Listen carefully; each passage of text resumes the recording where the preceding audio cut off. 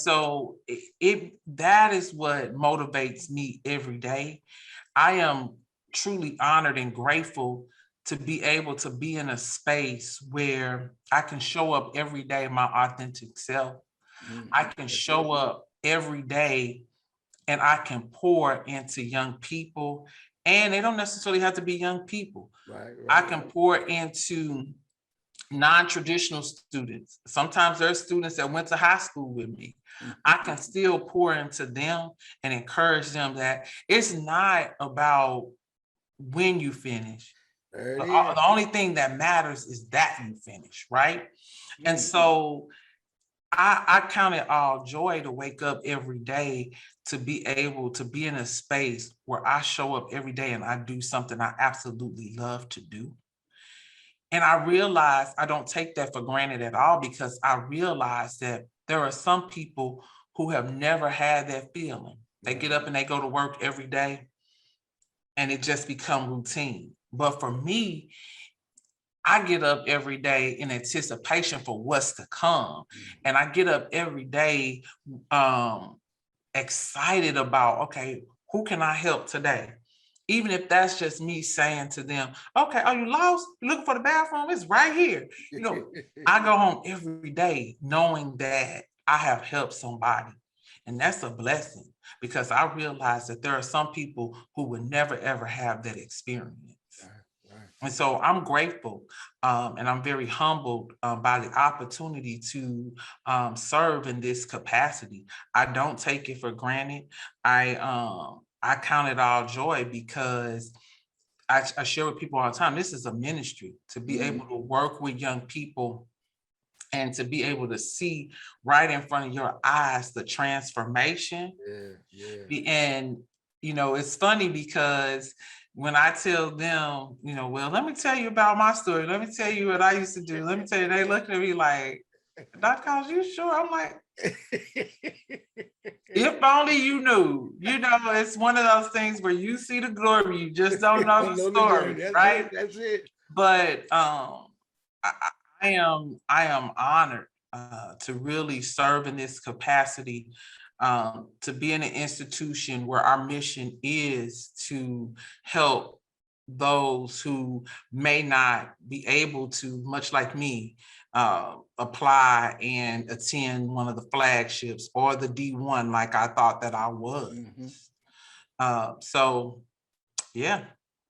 And like I say, it's amazing, and I'm glad to hear it. I mean, I can hear it in your tone and in your voice, to where it's something we didn't think about coming through, or even thought about, as far as the whole, successes in the eye of the beholder and blase blue. But when you said that when you leave each day knowing that you helped somebody, that is the biggest reward for us, because again, we are still the generation of worrying about somebody else, because we know where we've been. And if no one gave us a chance or put a hand out for us, we don't mind you failing. We want you to understand. And that's something that I think in education and in sports and all, where they are scared to tell the children that, yeah, you're gonna fall. Everybody thinks that it's gonna be, oh no, you're gonna no, you're gonna have some trials and tribulations, and that's what gets you to that next level. Because I mean, like I said, I'm like with you, you knew, you planned that you was going to, you found the thing to go to Central Missouri State. Me, myself, I wasn't even supposed, I was gonna go to Alcorn State and play ball. I was set to go.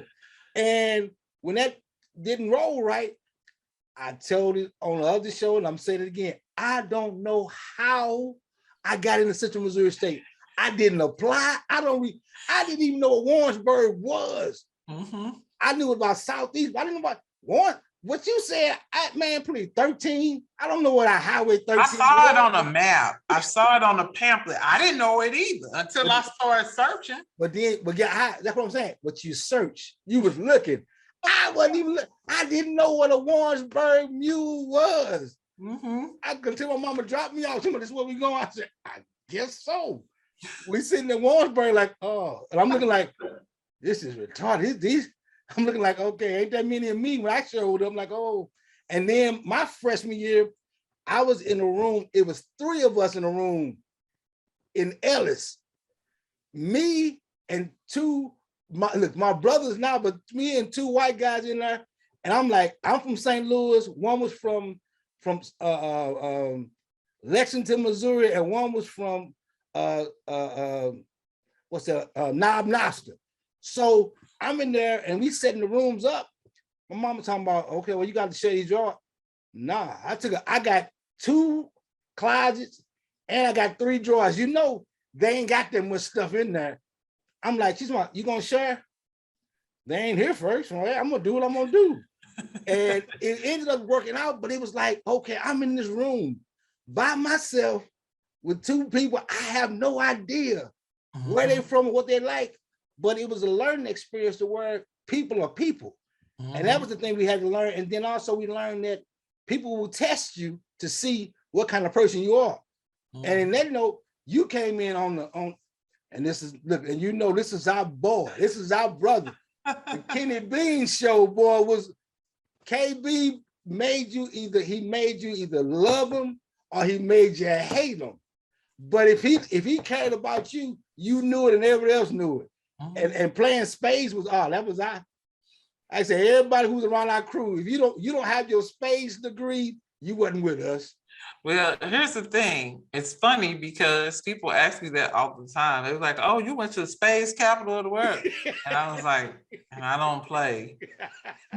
I did a lot of watching. I did not play. So I just think of Warrensburg as a pivotal moment in my life. And I think back and say, what would I have been doing if it wasn't for me going to Warrensburg? I don't know. I really don't.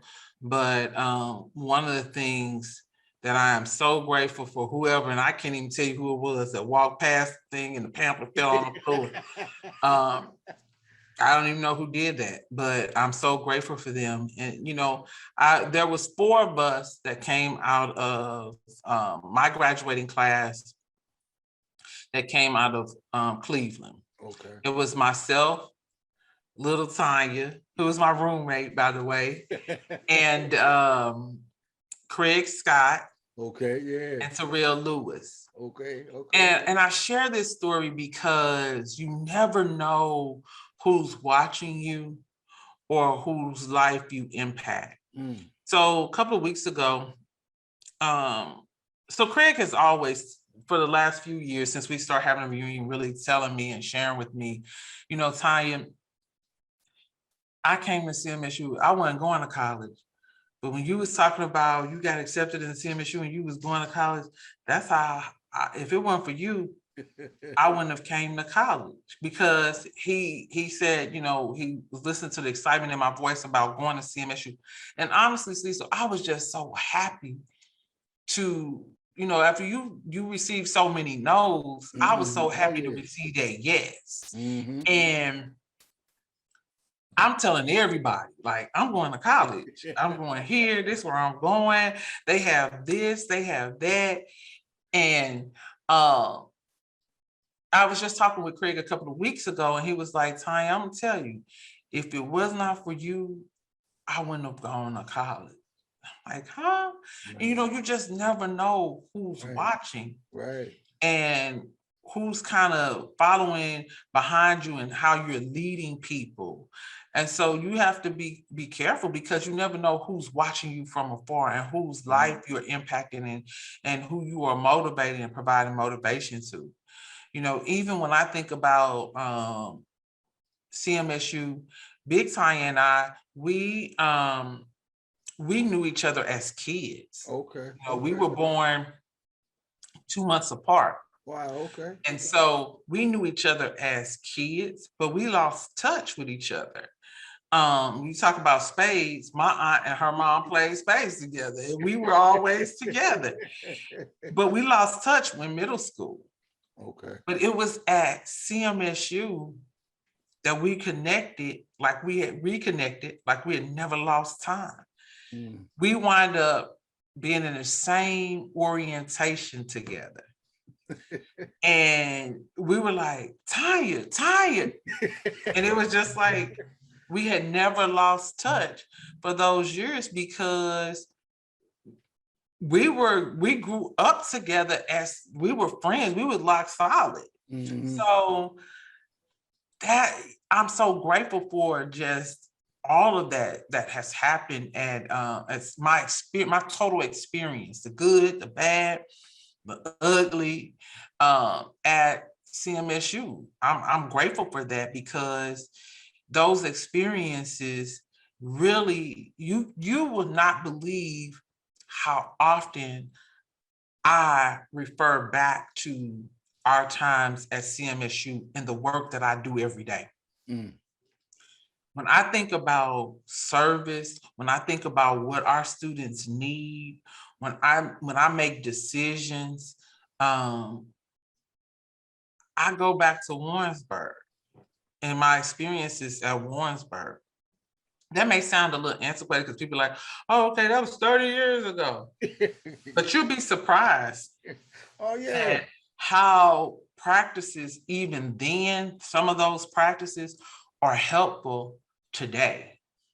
And so when you talk about building a true mentor-mentee program within the student ranks for first-year students and second-year students to be mentored by juniors and seniors, Mhm.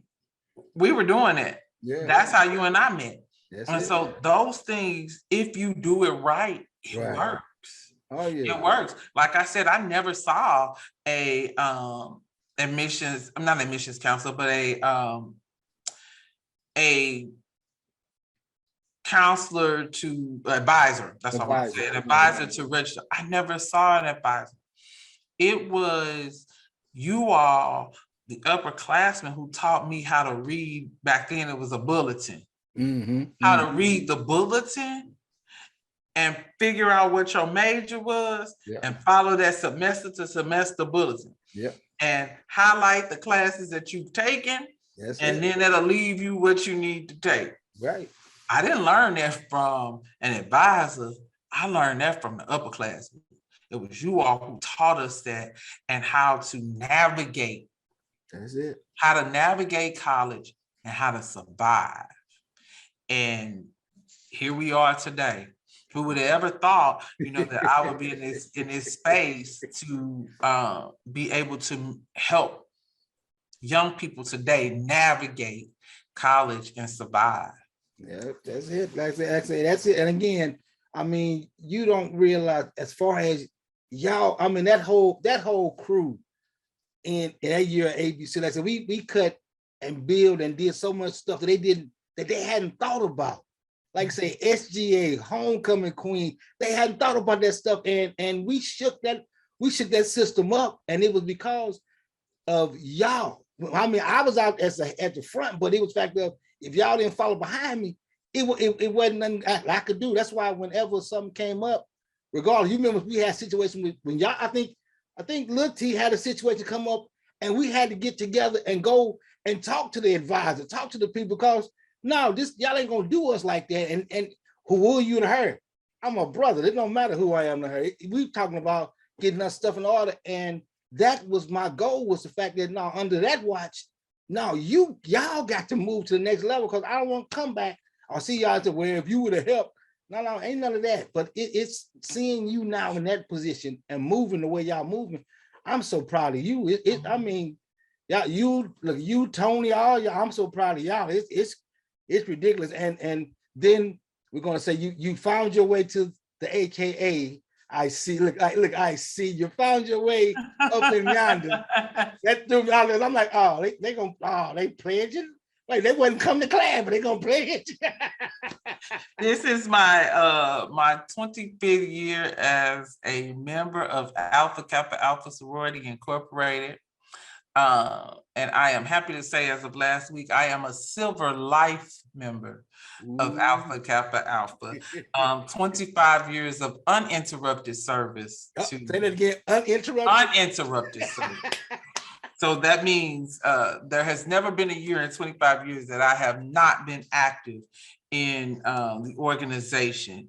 And even with that, I'm truly grateful. Just last night, my sorority sisters here in the metropolitan chapters here in St. Louis, they answered the call. What we do know, we even had this issue when we were in college, that food insecurities is really prevalent. And if nothing else taught us that COVID did, when you think about individuals who's lost their jobs and different things like that, who never thought that they would be in a space where they needed assistance with groceries. Right. You think back to young people, and they may not be working, and it might be hard, and how, for us, we took care of one another. Right. And so one of my dreams have been for us to be able to have a closed closet, also to be able to have a pantry here. One year, we as alums donated to UCM. They've had a pantry for quite some time. We donated some canned goods and toiletries, and having an opportunity to go and tour that, I'm like, wow, Warrensburg has come a long way. I want my students to have that. That was also a dream of our Vice President of Student Affairs too. He was making sure that he was kind of organizing it. And then our current SGA president, he was like, we got to do this. This is something we have to have. And so I am so incredibly proud because my sorority sisters answered the call. And on last night, we opened up our HSSU Cares fully stocked pantry with toiletries and all kinds of stuff, and be able to hear students just so grateful for having access to those things, and walking in and saying, oh, they even got Vaseline. I was like, oh my goodness, it's the small things. It is the small things. And so, as I stated earlier, Cecil, for me, scholarship and service at the center of everything that I do. How can I be of service to someone if I can help someone along the way? Especially as it relates to education.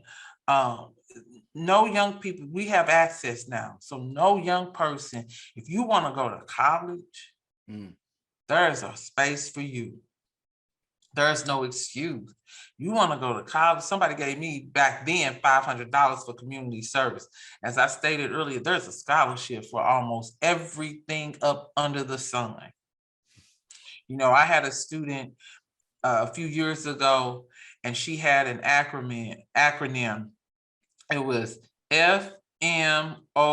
And I was like, what is FMOL, girl? What is that? And I mean, she had it on her shirts and everything. I'm like, girl, what is that? And she said, Dr. Collins, it's free money over loans. Wow. So anytime there was an opportunity for a scholarship, if we advertised a scholarship, you could best believe she was going to apply for a scholarship. There was times where she would be the only one who applied for the scholarship. Wow. Because she had this mentality that I'm not paying for college. I'm using free money over loans. I'm not taking out any loans. I'm not paying for this. Whatever I have to do, if I have to write an essay, I'll write an essay. If they want grades, I'm going to make sure my grades are up at the top. I'm going to have the highest GPA so that I can make sure you can't tell me that I don't qualify. Right. So, young people, if you want to go to college, there's no excuse. There's no excuse. And, we are so excited here at Howard Stowe because we have the most affordable bachelor's degree program in the state of Missouri. Okay. We have over 50 degree programs. August 28th, we have a new statewide mission in STEM. The governor approved a statewide mission in STEM. And our goal is to make sure that the under-resourced, underrepresented minority students, if you're interested in a career field in STEM, you don't have an excuse. If you are like me and you had that 15 ACT, but you say, I want to be a doctor and I want to do whatever it takes to become that doctor, come to Harris Stowe, where you are not just a name, where you are not just a number. We know you by name. Yeah, we know something about you. We know what your situation is, and we're willing to help. If you make one step, we'll make two. That is the culture of Harris Stowe. Making sure that we create pathways for you to get to where you're trying to be. And so we're really excited about how we can be that resource for young people in order to have access and opportunity. All right. Because yes, there you go. I heard you, T. I heard you. That's what it's about. Someone gave me an opportunity. Yeah. And I was able to access UCM, CMSU. And that was the avenue, to get to where I am today. And so I want my students the experience. They probably get tired of me talking about it, but the experience that I had in undergrad, that's what I want for my students. Yeah. I want them to have rewarding and robust extracurricular activities, the step shows, and I want them to have all of that stuff. I also want them to be able to, at the end of the day, have an intentional educational experience that's rewarding for them in whatever career field they're interested in. But at the end of the day, I want them to also walk away with meaningful and intentional relationships. Yeah. Because in life, relationships go a very long way. Yes, ma'am. Yeah. And I don't know where I would be if I didn't have the relationships that I have today with lifelong friends that I made in a little bitty town in Central Missouri. Yeah, like you said, it's still so amazing because, like I said, based on what we did, and you, like I said, we don't want people to think that it was all lovey-dovey come by. No, we had some bangers and some throwing through windows and all that kind of stuff. But when it was all said and done, 2 or 3 weeks later, we was able to hug and say, "Hey, man, look here, I'm sorry about that and the other." But the mentality now is we got to fight this whole killing culture. It's a battle to where we can't deal with. No, people can't deal with being talked about. So again, with our crew, like I say, half these kids who came through would have been at Warrensburg in the midst of our joning nights when we going at it, and your you can have thin skin around us. It's like, oh, you're gonna catch it. So either you're gonna fight back or you're gonna take it. But I mean, it's talk about fight back. That's how Kenny and I became friends. That's it. Me and Kenny too. Yeah. Hey. Yeah. Because he had a way to punch that button, and you was like, all right, man, look here, you ain't gonna do that too many more times. But just imagine being a freshman, I didn't know who he was. And so he just came into the cab and I was like, who is this guy? Oh my, okay. And I see everybody, he was a classic bully. Yes. And so I see people just kind of taking their trays and scrambling and putting food away. And I was like, oh no, I don't have any food to throw away. My grandmother paid too much for me to come here. I can't throw away my food.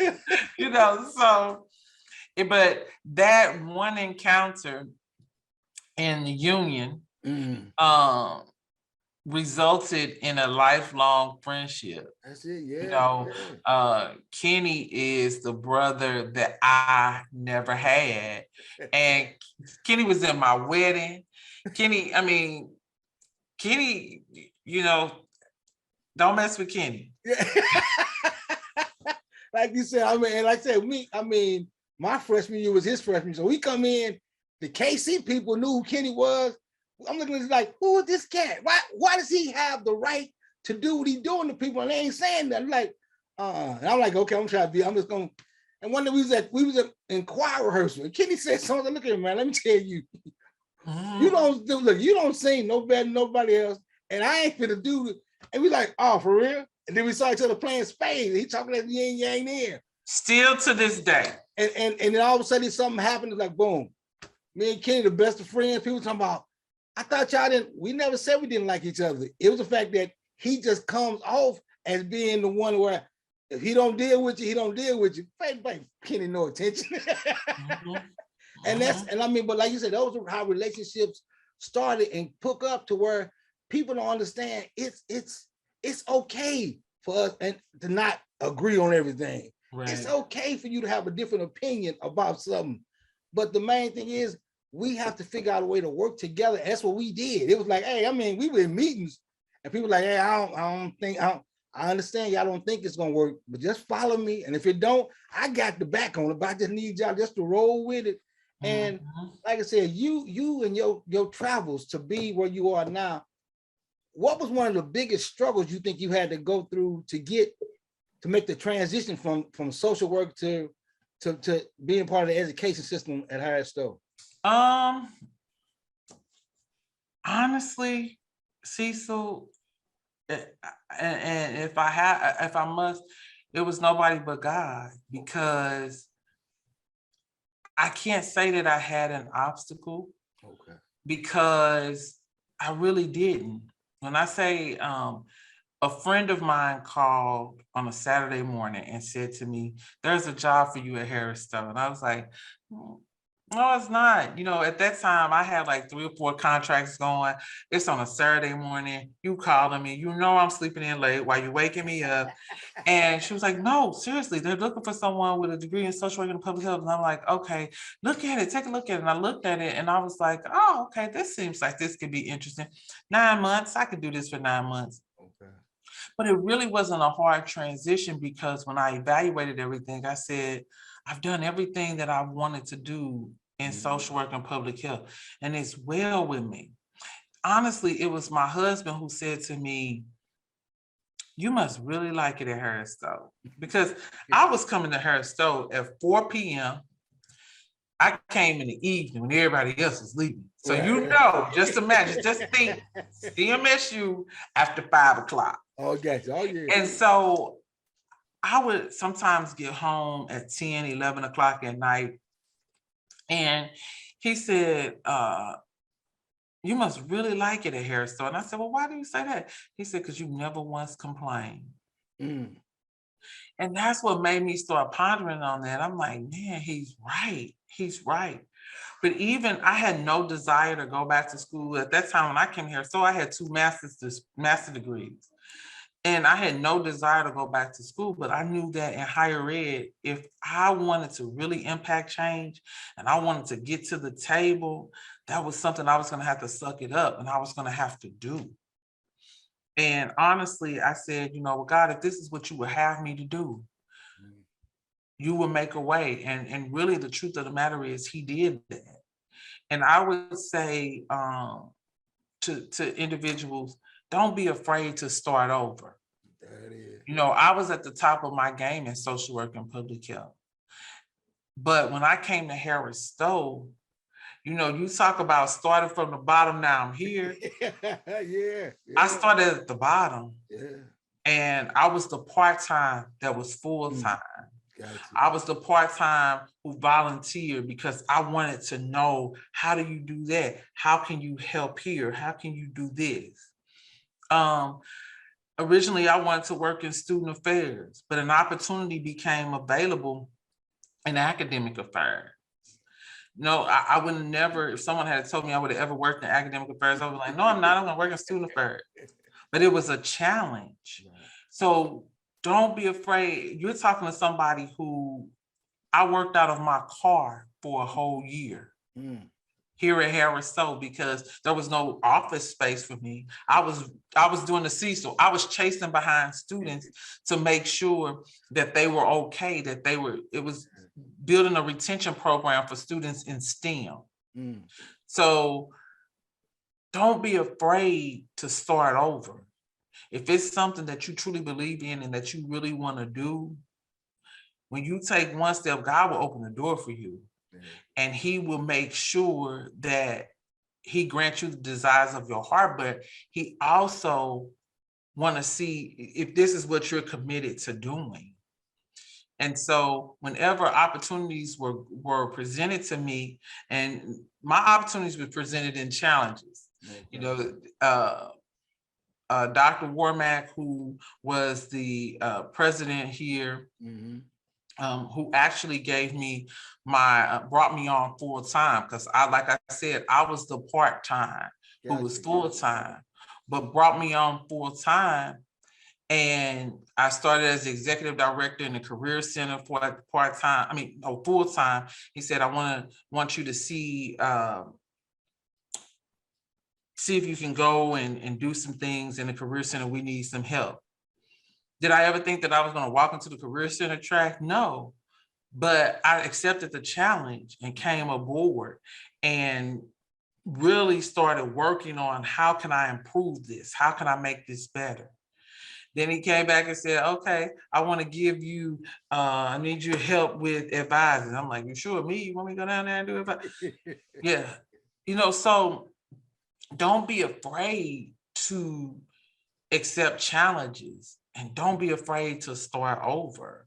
Even when I think back to my trajectory in this space, it amazes me sometimes, because I'm like, just 6 years ago, I was coming in as the interim executive director of the Career Center. 6 years ago. So when you work hard, when you really believe in what your purpose is and what you were called to do, it doesn't come across as work. I don't consider this work. Right. I really don't. So I encourage anybody, don't be afraid to start over. If you say you want to go and switch your whole career, you can do that if that's what you want to do. And always remember, I said it earlier, for every no, there's a yes. I think back on things that I thought I wanted to do, or when I applied for a job and I was told no, or when that job ended and you think it's the end of the world, there's a purpose for everything. Yeah. And so that's what keeps me motivated, what keeps me going. I think about being in a space where I hated a job. I call it, and I share it with my students all the time. I call it my out of bound experience. Okay. When you are called to do something, sometimes it's best to be still. And in this experience, I was like, no, I gotta go. They're gonna pay me more money to do what I'm doing here. It's not always about the money. It is, yeah. When you do what you love, when you do what you were called to do, all those other things will be added. Yeah. And I'll never forget, I stepped out of bounds. And I was more or less thinking in terms of the money and like, okay, I got responsibilities here. My kids going to private school. I got to make sure I have this. I got to do this. And I'm juggling. But it's nothing like being in a space where you have to go every day and you're unhappy. Yeah. And when I tell you that was one of the most unhappiest years of my life in my professional career, I was just like, I can't. Like, what did I just do? But even when it was on the first wave of the federal budget cuts at that time, and I considered that a blessing. because it ended. Where most people would have said, oh God, this is tragedy. What am I gonna do? You hustle up and you figure it out. And so that's all of those experiences. One of the reasons why I'm so grateful and I'm just so happy to be in a space where I'm able to operate in my purpose and my passion every single day.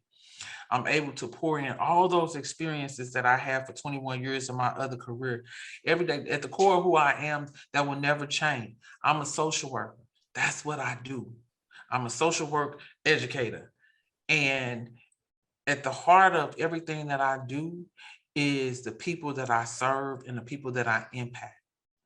And so nothing has changed. That education I received in a very rigorous social work program in Warrensburg, Missouri,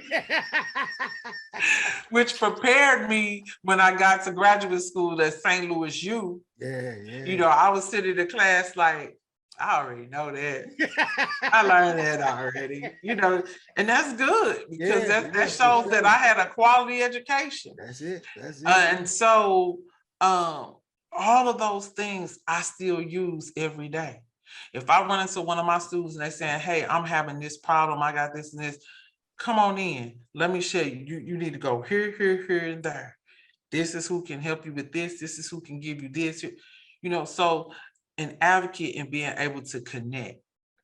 And so I can't say it enough how grateful I am and how honored I am. You know, in this space, we had a legend who was the leader at Harris Stowe for 32 years. And, you know, when he began to lead this institution, it was one building. Now we look out, we have a whole campus, a whole transformation. But that is a true example of what happens if you just believe in the power of potential. Look at you talking. If you just have a vision, that is a true living example of what can actually happen if you just believe. And so, you know, Cecil, if you have anybody, you know, tell them to look at Harris Stowe. But we're encouraging individuals. You don't have to go too far. You don't have to do like you and I and go 3 hours. If you are interested in a quality education, I invite you to live and learn in the Lou here at Harris Stowe State University, which is the only HBCU in St. Louis. A lot of people don't realize that you have an HBCU right here in your backyard, and you do. And we have the HBCU atmosphere. We have the HBCU experience here at a really good, affordable price. All right, Dr. T, thank you kindly. Look here, I was going to ask you some other questions, but I think I'm going to end it right there because you laid it down with the whole purpose of, you know, that you only can get A to B with God leading the way. That's the only way you're going to do that. It's the only way you're going to do that. But and again, going through the trials and tribulations, they make you stronger. God, look at you. Woo! You did look. You learned a little something when you. I learned a little something. You know, I got a little something. Look, I learned a little something from running from my tutor. But T, I am so proud of you and the things you're doing. And like I said, if it's a way that I can help Harris Stowe continue to be what it is, and if I can put some, because you met up with my Masonic brother and also with my Sigma brother, Mr. Jefferson, a while back for a presentation that the Masons did. Yes, sir. The Masons donated $25,000 with a match for a total of $50,000 in scholarship to the Harris Stowe State University, and we're tremendously grateful for the Masons and their donation, and we look forward to sharing with them which one of our scholars they impacted. So absolutely, yeah. Yes, hey, look, see, I'm trying to continue to do something out here. I'm trying. You know, I'm just a little dude from St. Louis, Missouri, like you. Like me, I'm just a little old somebody from North St. Louis. Like I said, but I love you. Trying to tell everybody about education. Love you. So proud of you. And we're gonna get together and do some things. And alumni piece, I guess we have to reschedule because COVID won't let us out of here. COVID won't let us be great, but it'll be greater in 2022. That's it. All right. Yep. Thank you so much. Dr. All right. Thank you. Love you too. All right. Talk to you soon. Bye-bye.